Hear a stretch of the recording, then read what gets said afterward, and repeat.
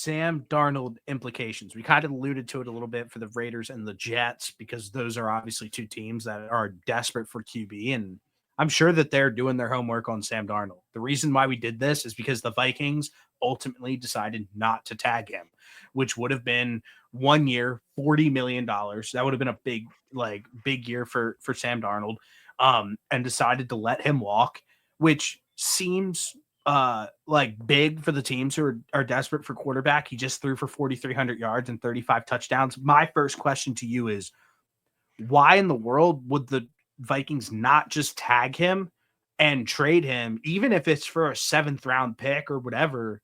Why was that not in their plans to tag and trade him this offseason? I thought that was interesting. If you're a team, would you pay Sam Darnold $40 million a year? It seems like the deal that he's going to get would be the Geno Smith Baker Mayfield deal, which is 3 years, $100 million with an opt out at 3 years. At the third year, an opt out.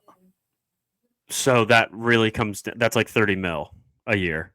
Yeah.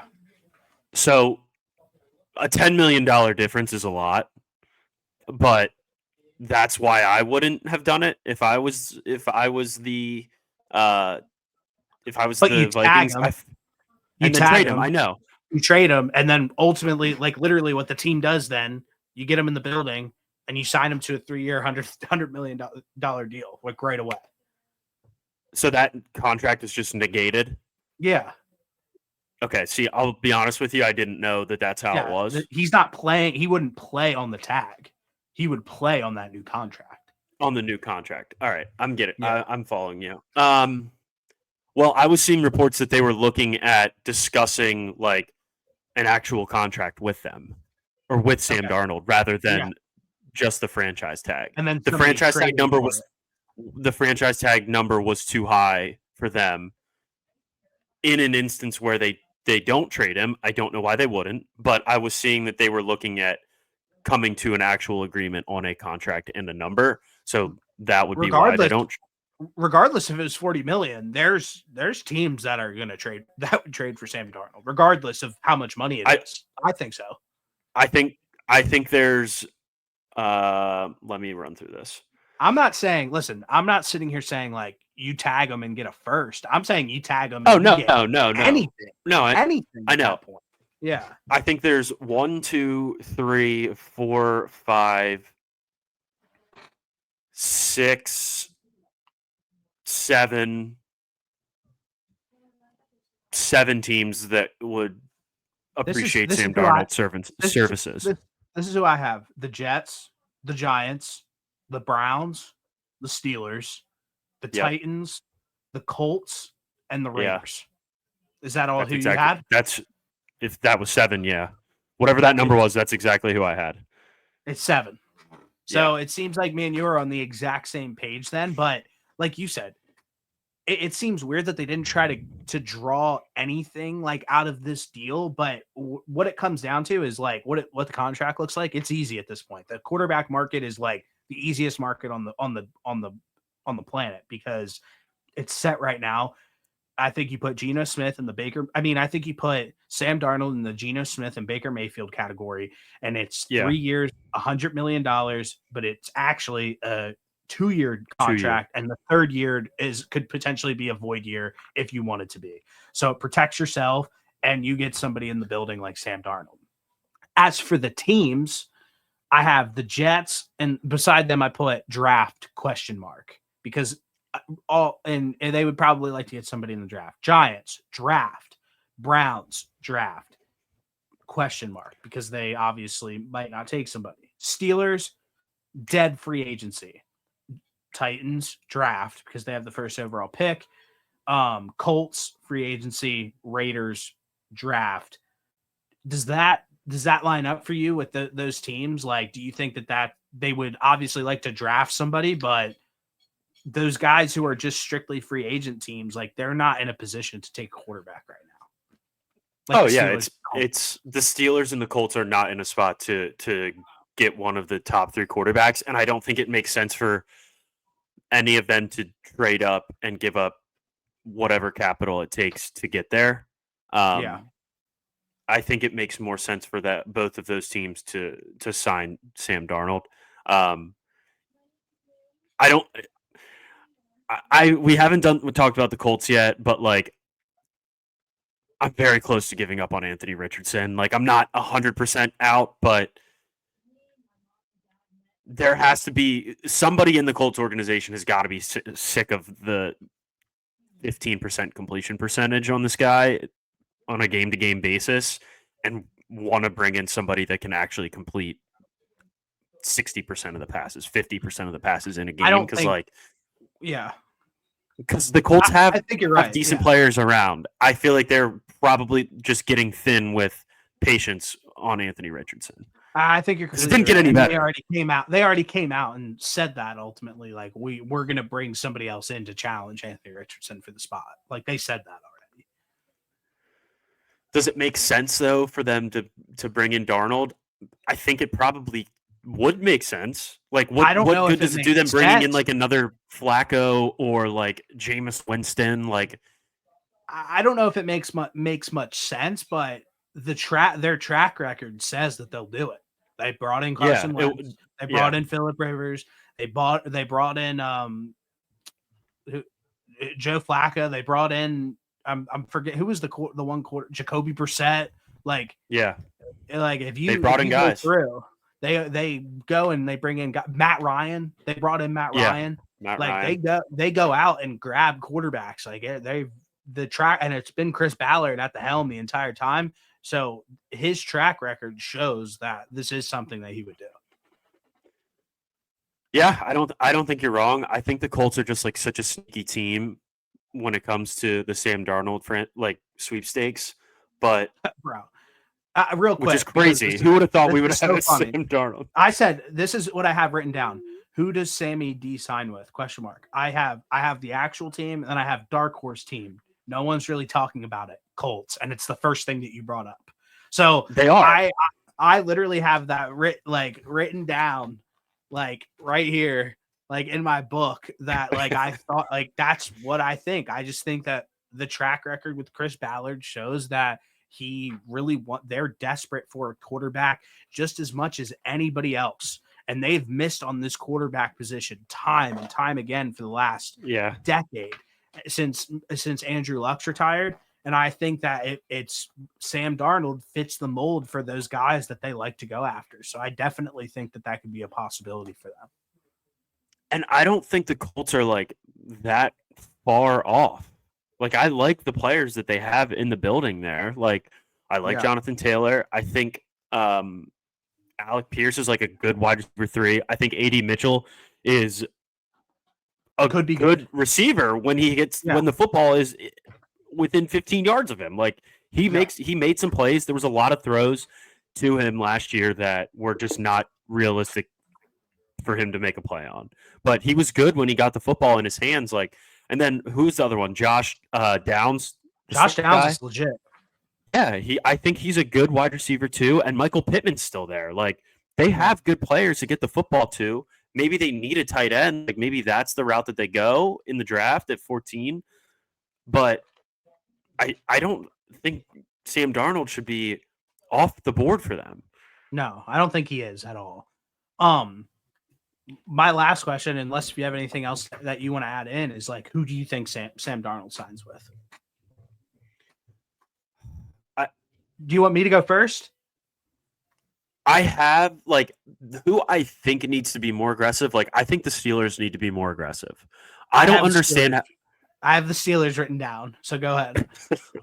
They are not in a spot where they can draft a quarterback at 21 that's going to be not even I don't even consider Sam Darnold a franchise quarterback, but just somebody that's like slightly above average to like middle tier quarterback, like that can run an offense.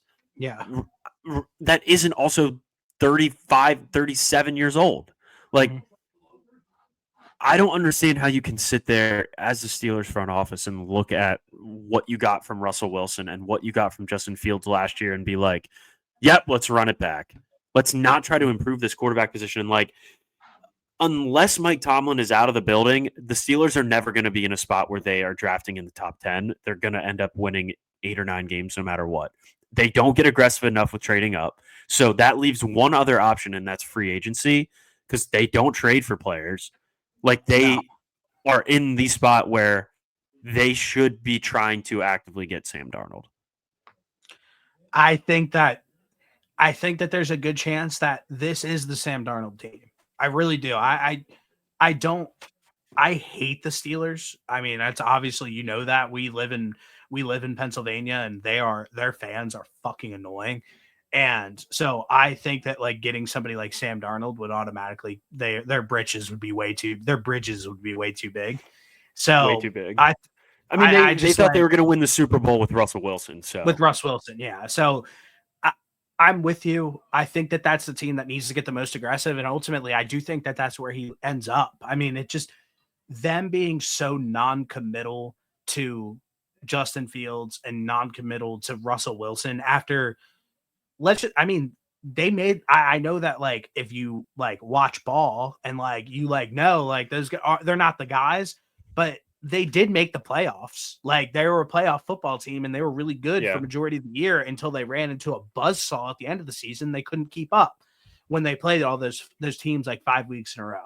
But they ultimately still made the playoffs. And you think that like those guys like Russ, who showed that he was able to at least be competent enough to get them to the playoffs, they're so non-committal to him because I think their first option is definitely like, okay, we have an opportunity to get Sam Darnold, and we view him as a very big upgrade over those two guys that we had in the building last season. Yeah. I think right now my two landing spots would be the Steelers or the Raiders. I think the Raiders are, based off of based off of the Matt Stafford rumors, like they seem to be aggressive trying to sign a quarterback. Yeah. I don't think they're going to give him the $50 million plus deal that Stafford warrants, and nor should they.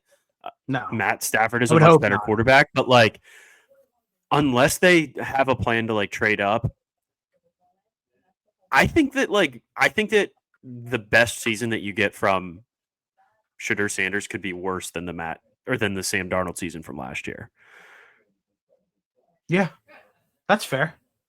And I think that's a fair take. You keep the 7 overall pick, you sign Sam Darnold, and you still have a boatload of money in free agency to go out there and improve around the edges. I think that's an extremely fair take. So I think it's got to be Pittsburgh or the Raiders. I'm right That's there where with I'm at you. on these. Those are who I had. My dark horse team we talked about is the Colts. Wouldn't shock me. And that's funny that we literally had all the same teams. Like I wasn't. Colts was I'll say this: the Colts will shock me. The Colts would shock me, but like I'm not fully turning the light off on them. No, not at all. I was gonna throw the Colts in there as like a zinger, like that, like something that you were gonna think of, but like you brought it up first, so it sounds like me and you were just like on the same page of where we're at with like these teams that need quarterbacks. But do you have anything else you want to add about the Sam Darnold situation? I just wanted to talk about it because them not tagging him was like just pretty interesting to me. What happened so far in this free agency lead up to the draft period? At the beginning of last football season, there is a 0% chance that either one of us thought we would be talking this much about Sam Darnold being the best free agent quarterback. Yeah, no, he's the best free agent quarterback, right? Yeah. Like that Stafford was an extension; his contract wasn't over. No, his contract was not over. He wanted an extension. Yes, it's crazy. He wanted more. He wanted more money. Yeah, but he could have played one other year. Is my question? Yeah, which is crazy that Sam Darnold is the guy that like everybody is talking about as like the best available option for quarterback. Crazy. Yeah, we got to write this down. We got to remember this because who knows when there'll ever be like if there was the definition of a mid-tier quarterback, I think it's probably Sam Darnold. Yeah. Who would have we got to remember this for the next year? Who's the next mid-tier quarterback that's going to hit the free agency next year? That's going to be I have no clue. the top. We won't even have this because of the quality of quarterbacks coming out of college next year. Justin Fields. I'm done with him. I don't even. I don't get why people still talk about him. I don't want to talk about Justin Fields at all.